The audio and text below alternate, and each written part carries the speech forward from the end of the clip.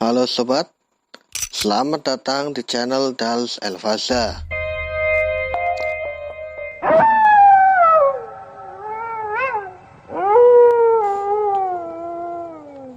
Sulawesi Selatan merupakan salah satu provinsi di Indonesia yang berkembang maju mengikuti zaman.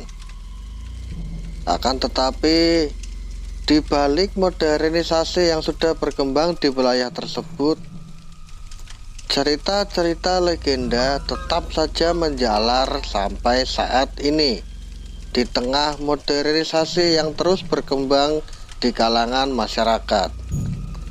Salah satunya adalah cerita legenda tentang makhluk jadi-jadian Parakang yang bukan hanya sangat terkenal di kalangan masyarakat Sulawesi Selatan, tapi juga sangat dikenal di seluruh kalangan masyarakat Indonesia pada umumnya.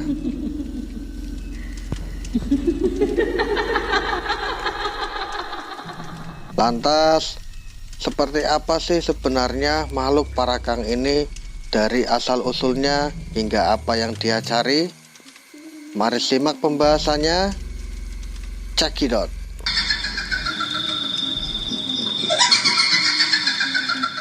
Di kalangan masyarakat setempat, Parakang merupakan makhluk halus yang paling ditakuti. Bukan tanpa alasan, konon Parakang ini tidak seperti makhluk halus lainnya yang hanya suka menggoda atau menakut-nakuti manusia. Konon Parakang juga merupakan makhluk yang sangat kejam. Di beberapa cerita tentang kemunculannya, seringkali Parakang tidak segan-segan untuk melukai bahkan sampai membunuh korbannya. Konon, menurut cerita legenda yang telah ada turun-temurun di kalangan masyarakat Sulawesi Selatan, asal-usul awal kemunculan Parakang ini berawal dari manusia yang mempelajari ilmu hitam seperti pesugihan, yang kemudian tidak bisa dia jalankan dengan baik hingga akhirnya dia pun gagal untuk mendalami ilmunya. Konon, manusia yang jadi Parakang ini juga diharuskan untuk mewariskan ilmu Parakang yang dimilikinya sesaat sebelum ajal menjemput. Hal ini dikarenakan orang yang memiliki ilmu Parakang akan merasakan sengsara yang tiada tara saat menjelang kematiannya. Kabarnya, hal ini terjadi karena orang yang memiliki ilmu Parakang ini ketika sudah mati, maka jenazahnya tidak akan diterima oleh bumi apabila ilmu itu masih melekat dalam tubuhnya. Biasanya pemilik ilmu hitam Parakang ini akan mewariskan ilmunya kepada keturunannya.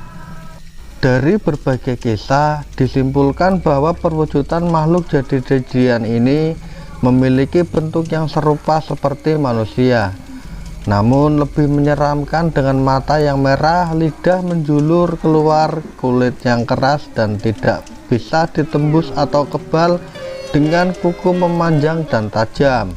Konon Parakang adalah makhluk penghisap organ dalam manusia seperti usus dan lainnya, khususnya bagi ibu hamil, anak-anak, dan juga orang yang sedang mengalami sakit parah atau berada di ambang kematian.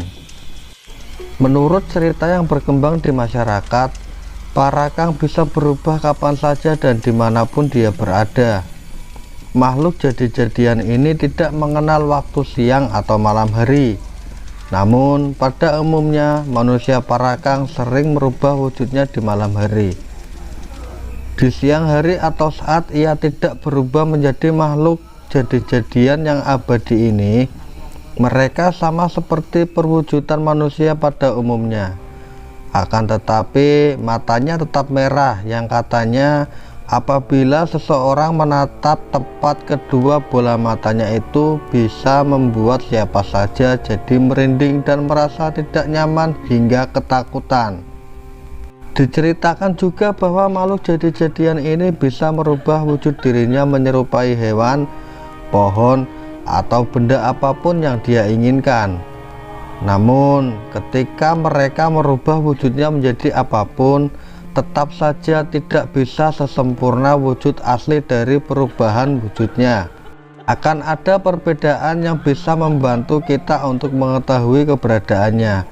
Misalnya, jika parakang berubah jadi hewan jenis kucing atau anjing, maka kaki bagian belakangnya akan lebih panjang, dan saat berjalan maka hewan perwujudan parakang terlihat berjalan menunduk di bagian depannya.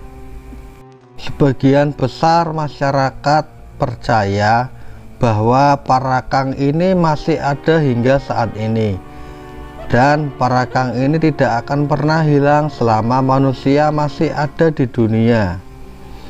Hal ini dikarenakan ilmu parakang ini memang harus diwariskan secara turun-temurun. Di kalangan masyarakat Sulawesi Selatan sendiri, kemunculan parakang adalah hal yang sering terjadi. Hal ini pernah juga dialami seseorang yang kebetulan orang tersebut adalah teman dari saya. Sebut saja namanya Daeng Lukman. Kebetulan dia berasal dari Sulawesi Selatan, dan tempat tinggalnya pun berdekatan dengan sebuah pemukiman penduduk yang konon katanya adalah pusat domisili dari makhluk jadi-jadian parakang ini. Sama halnya dengan orang perantauan lainnya, Daeng Lukman juga kerap kali pulang ke kampung halamannya. Sesampainya Daeng Lukman di kampung halamannya, Daeng pun berinisiatif untuk pergi bertemu dengan temannya sambil mengajak istri dan anaknya yang masih berusia 3 bulan untuk sekedar bereuni mempererat tali silaturahmi. Daeng pun mengundang semua teman-teman terbaiknya untuk berkenan hadir dalam pertemuan itu. Namun saat sedang asik berkumpul dengan teman-teman terbaiknya, Daeng Lukman tersadar bahwa ada satu teman baiknya yang tidak datang. Sebut saja namanya Daeng Gonang. Di antara teman-teman Daeng Lukman yang lain, Daeng Gonang ini merupakan sahabat karib Daeng Lukman sejak mereka kecil, hingga akhirnya mereka terpisah ketika Daeng Lukman dan keluarga kecilnya memutuskan untuk merantau ke Jakarta. Merasa sangat merindukan sahabat karibnya itu, akhirnya Daeng Lukman memutuskan untuk pergi ke rumah sahabat kecilnya itu bersama dengan anak dan istrinya. Daeng Lukman sempat mengajak teman-teman lain untuk ikut, akan tetapi mereka semua menolak dengan alasan yang tidak masuk akal. Tapi Daeng Lukman tidak memperdulikannya karena saking rindunya dia dengan sahabatnya. Daeng Lukman pun tetap pergi bersama dengan istri dan anaknya yang masih bayi. Sesampainya di daerah tempat tinggal sahabat karibnya itu, Daeng Lukman cukup terkejut dengan situasi yang ada di sana. Daeng Lukman kagum dengan daerah tersebut karena di tengah kemajuan zaman dan teknologi, daerah tersebut tetap sama seperti dulu, tempat yang sejuk dengan pemandangan indah, di mana para warganya yang masih sangat menjunjung tinggi kearifan lokal. Ya, sampailah Daeng Lukman dan anak istri di depan rumah Daeng Gonang. Beberapa kali Daeng Lukman mengetuk pintu, akhirnya Daeng Gonang keluar dan menyuruh tamunya itu masuk tanpa basa-basi apapun. Daeng Lukman yang kebingungan dengan tingkah sahabatnya itu, lalu menoleh ke arah istrinya yang sedang menggendong buah hati mereka yang masih bayi. Namun Daeng Lukman justru semakin kebingungan karena ketika dia menoleh ke arah istrinya tadi, istrinya terlihat sangat resah dan gelisah. Kemudian mereka masuk dan langsung duduk di ruang tamu. Daeng Lukman pun semakin merasa bingung tatkala melihat mulut Daeng Gonang seketika komat-kamit seperti orang yang sedang membaca mantra. Matanya menatap tajam ke sebuah objek di belakang Daeng Lukman dan anak istrinya. Spontan Daeng Lukman pun balik badan dan melihat seorang perempuan tua yang mengenakan kerudung usang senyum-senyum tanpa sebab. Lalu dia berlalu meninggalkan orang-orang yang ada di situ. Daeng Gonang menangkap gelagat bingung di wajah Daeng Lukman dan istrinya yang semakin terlihat cemas ketakutan. Setelahnya, dengan tenang Daeng Gonang mengambil segelas air putih sambil mengucap Bismillahirrohmanirrohim untuk mengawali doa-doanya. Air itu kemudian diminumkan ke istri Daeng Lukman dan sisanya dipercikan ke seluruh tubuh bayinya. Daeng Gonang kemudian meminta Daeng Lukman dan istrinya untuk tetap tenang sambil berkata, "Insya Allah tidak akan terjadi apa-apa, untung cepat ditangani." Daeng Lukman yang merasa penasaran dengan apa yang dialaminya kemudian menanyakan kepada Daeng Gonang tentang siapa sebenarnya perempuan tua yang dilihatnya tadi. Daeng Gonang menjawab dengan lirih, "Parakang, itu Parakang." Kemudian Daeng Gonang menyarankan Daeng Lukman dan anak istrinya untuk segera pulang, mandi dan bersih-bersih badan. Merasa masih penasaran dengan apa yang dialaminya, seminggu kemudian Daeng Lukman kembali berkunjung ke rumah Daeng Gonang. Entah mengapa sekujur tubuh Daeng Lukman tiba-tiba saja merasa kedinginan ketika memasuki gerbang perbatasan kampung ini. Hal ini semakin mendorong Daeng Lukman untuk mencari tahu lebih jelas tentang Parakang. Kemudian Daeng Gonang menceritakan secara detail mulai dari awal kemunculan Parakang ini dan apa saja yang Parakang cari. Daeng Gonang juga memberitahu cara tradisional untuk mengetahui ada atau tidaknya sosok Parakang di sekitar kita. Di saat gelap dan sunyi, cobalah untuk duduk di atas tempurung kelapa yang di bawahnya ada ikan bete-bete. Ikan bete-bete ini kalau di Jawa dikenal dengan ikan betik. Ikan ini bentuknya hampir mirip dengan ikan mujair. Kemudian tunggu beberapa saat, biasanya Parakang akan muncul, tambah Daeng Gonang. Jika dia perempuan, maka akan datang dengan rambut terurai.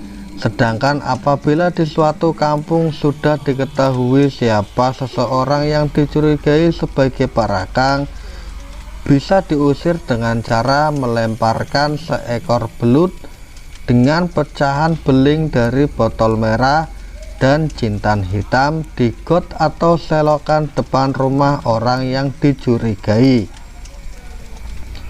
Tidak butuh waktu lama dia akan berpindah jauh karena merasa rumahnya terbakar dan tidak nyaman. Tambah lagi Daeng Gonang. Daeng Gonang kemudian berpesan agar tidak sembarangan menerima ilmu dari orang yang tidak kita kenal dengan baik, apalagi jika dalam berbicara orang itu menyebut kata la bolong. Itu adalah ilmu Parakang. Sebaiknya secepat mungkin pergi dan tinggalkan orang tersebut.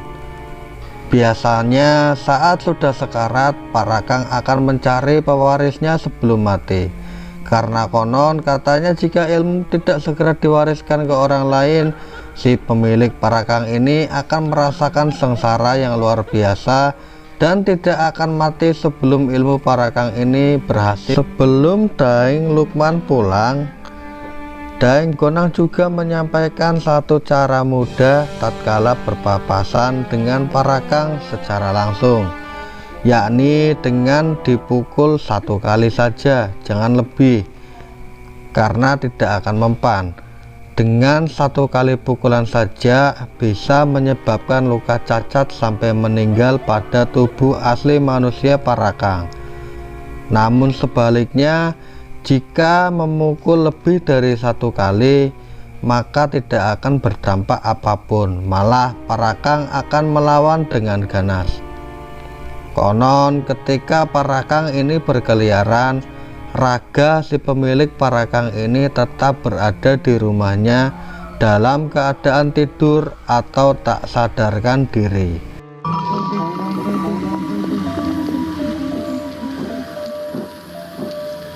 Demikianlah sobat, sedikit yang dapat kami sampaikan tentang cerita asal-usul dan segala misteri makhluk jadi-jadian Parakang yang konon berasal dari Sulawesi Selatan.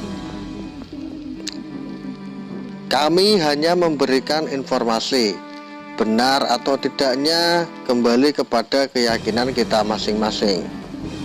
Berikan kami kritik dan saran di kolom komentar. Jangan lupa tekan like jika Anda menyukai video ini. Jangan lupa pula untuk menekan tombol subscribe dan nyalakan loncengnya agar kalian tidak ketinggalan video-video terbaru dari kami. Terima kasih.